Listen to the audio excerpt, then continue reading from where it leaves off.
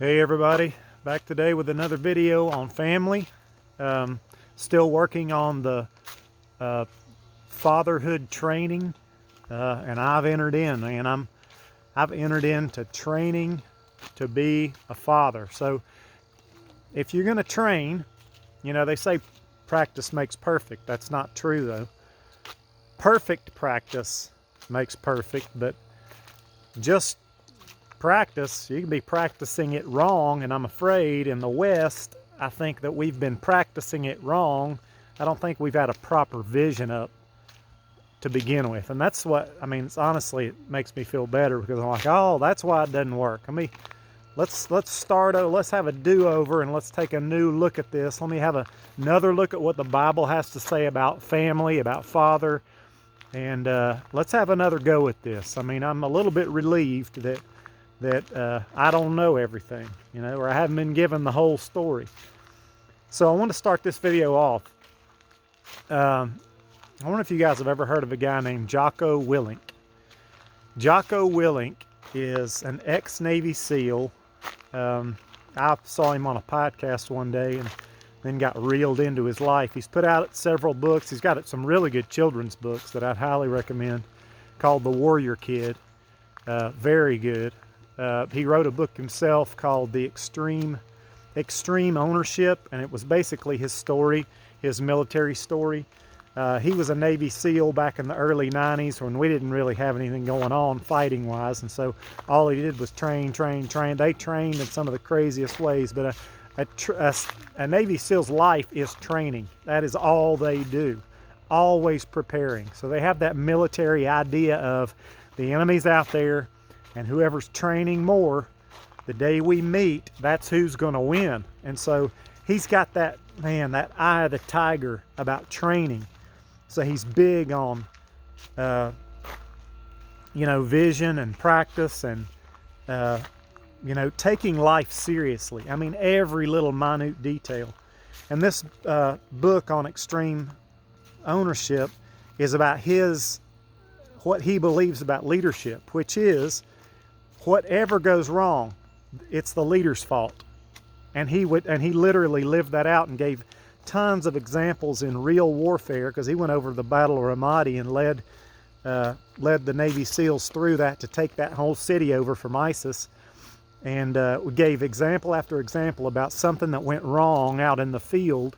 And he took the total like he said, it's my fault. I'm the leader. I failed to train this or that or whatever. I failed in my job in getting this information to my men, and therefore I'm responsible for this. So this guy is just serious, man, and his leadership material is just, it's unbelievable. It's so biblical. It's so Christ-like. I remember and this guy's not a Christian. I remember one of the things he was asked in an interview, he said, what's the highest life imaginable? And he literally said, to lay down my life for my brother in battle. Now that's John 10. That's what Jesus said was the highest life. And here's an ex-Navy SEAL who's come across that just in life and decided, yeah, that's the highest life. So I got a lot of respect for this guy. He runs a tight ship in his life. He's a serious guy. He is the opposite of a joke, okay? He'd kill you with his bare hands. You can look at him and think that, and know that. He's a black belt jiu-jitsu, so he literally could kill you with his bare hands. Not to mention all the other training that he's got, firing off weapons and whatnot. So it's just, you look at a guy like that, and I tell you, look him up. His whole tagline is discipline equals freedom, and his podcast is all about war and discipline and lifestyle that's serious and sober and pushing the envelope in every area of life, getting stronger in every way. Just train. That's his message. And so I like listening to him for that. But when I think of Jocko Willink, I think of a certain type of a guy. Okay? Now, I wanted to say all that so I could back up here and bring something else up, because as I've been leaning into looking at Scripture from the perspective of Father Abraham, in other words, not starting with the New Testament in in parenting, because when we do that, when Westerners do that, we look at an Eastern book with Western eyes, and we don't really see the framework of it all. And so I'm trying to back up and take a new, fresh look at the whole thing. And if you do that, you've got to start with God, and you've got to start with this guy named Father Abraham. He is like the beginning. And so when you're talking about Father Abraham, you're also talking about Jewish culture. And Jewish culture is just different than all other cultures on the planet. Remember, they are the peculiar people of God. Okay, they're not like everybody else. God took a people, he started with Abraham, and he imprinted upon them the way he wanted things done. And to this day, Jews are a set-apart people. They have, through time, and I won't get into all of their history, not that I know it all, but they have been very peculiar, and they've stayed peculiar, and it has to do with their way of life, what they believe about education, what they believe about every aspect of life. I've seen some crazy statistics about the amount of the world's wealth that is in Jewish hands. Okay? Now that's not because they're immoral and they've stolen it. It's because, I mean, I've heard it said that if you took up all the money on the planet and then redistributed it out evenly, like everybody got a set amount, it would just be a matter of a few short years before it would all the money would find its way back into the same hands you took it out of. There's a reason for that, because money's currency. It's going to go where, it's going to go to certain people because they tell it what to do, because they know how to do it. And Jews are one of those types of people groups that know what to do with it.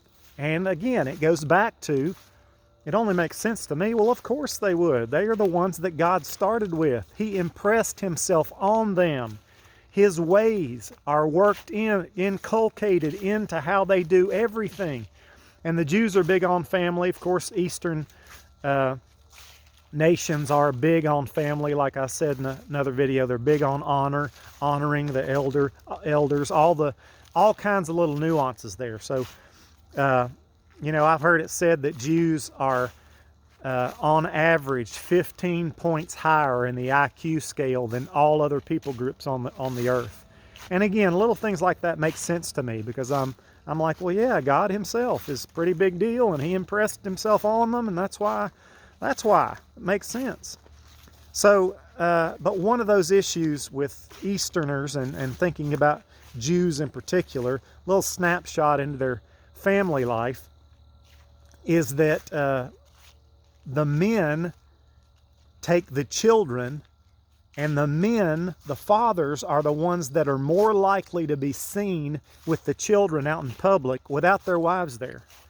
Now that's strange to us in the West, because when we think of a mommy brigade, you know, that's pushing the baby carriages down in the park, you know, it's normal in the West. Moms do that type of thing. Men don't. Of course, you know, everything's changing nowadays. It's not as shocking to see men do it, of course. But my point is that traditionally in the West, men have been told, you are taken out of the home. That's what the Industrial Revolution did. You go make money and you provide for your family, which when we say provide, we mean money more than anything. And in the West, we put such a big deal on that money thing. You know, a guy in the West can be a very successful businessman, but he can be a complete catastrophe at home, and we'll still call him a success. I mean, we just kind of do that, you know. If you've made it in this arena, we just think a lot of you, you know. We think you're something else. So we're materialistic in our culture. We put way too much emphasis on money, on things, on homes. And what God really wants from the man is for him to be a family man who is training an environment to be something unique, awesome in terms of what they do together.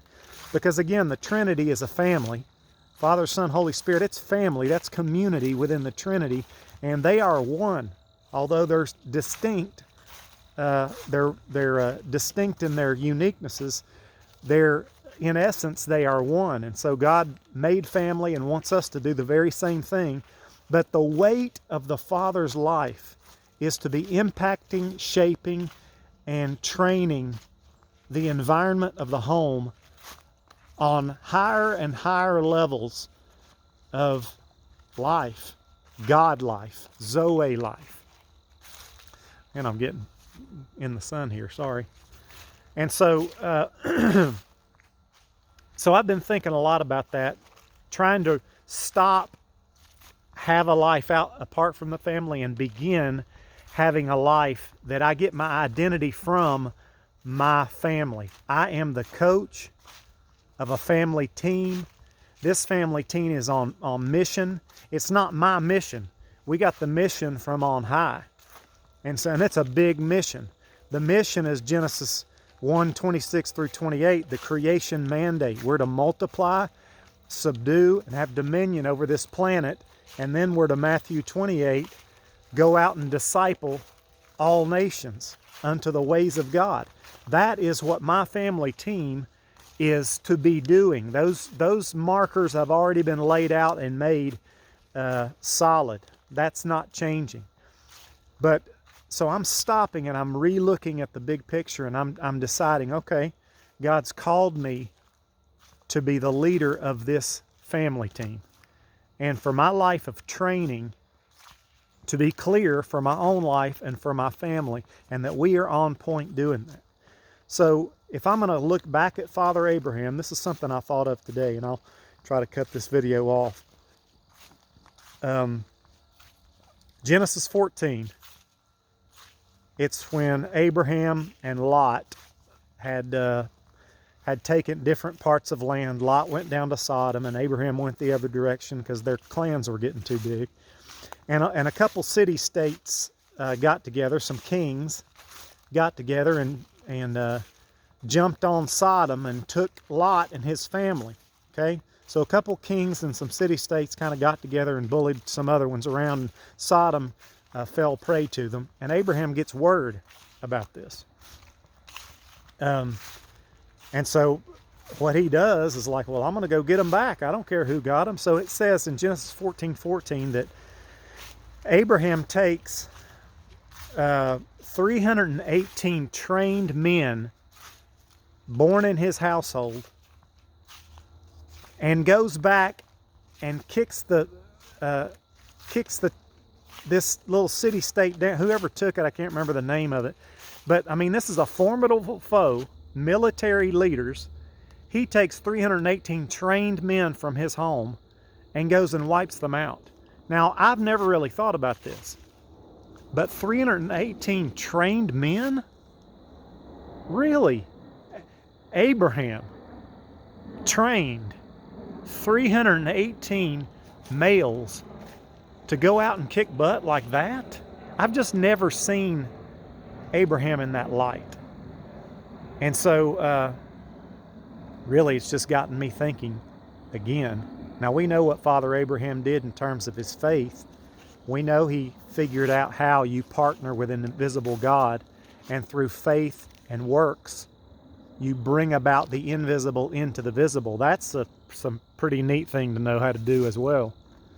But on top of that, I'm just thinking about what was the environment like for if you join his family, if you are born in this home, in this household, things run around here in a way that you're going to be trained to that level. That is I mean, you think about environments of training.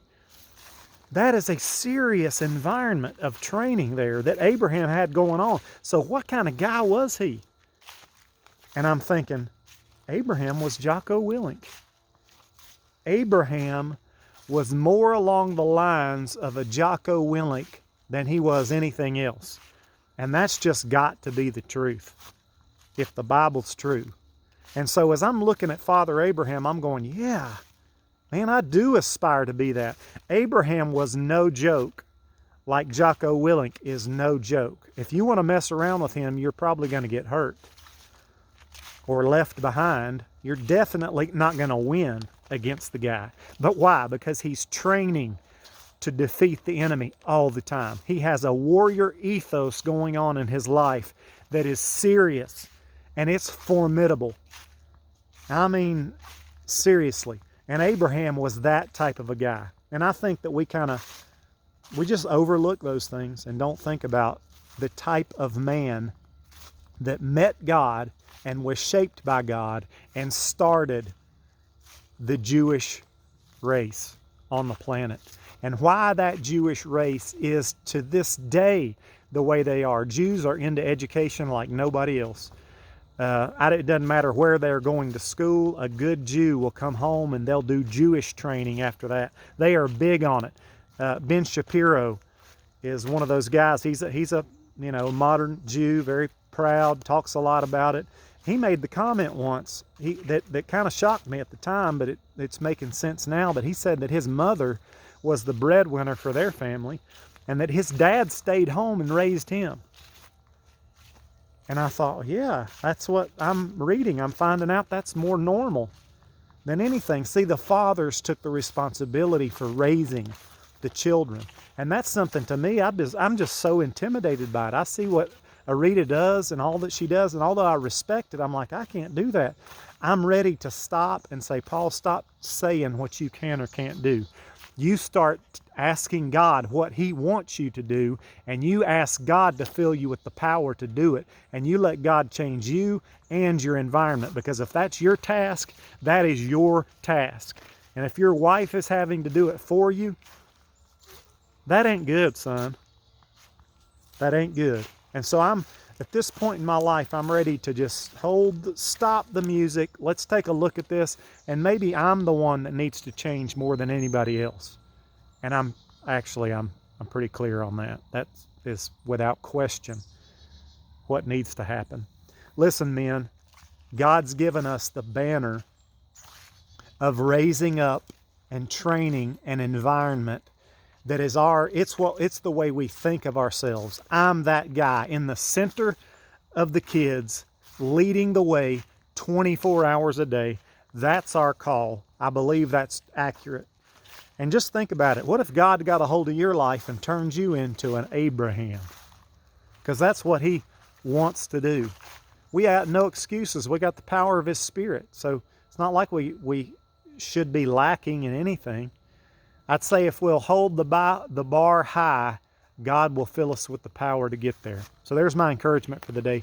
Be a trainer of your home the way that Abraham was, and we'll watch the world get changed one family at a time. God bless you. We'll talk to you later.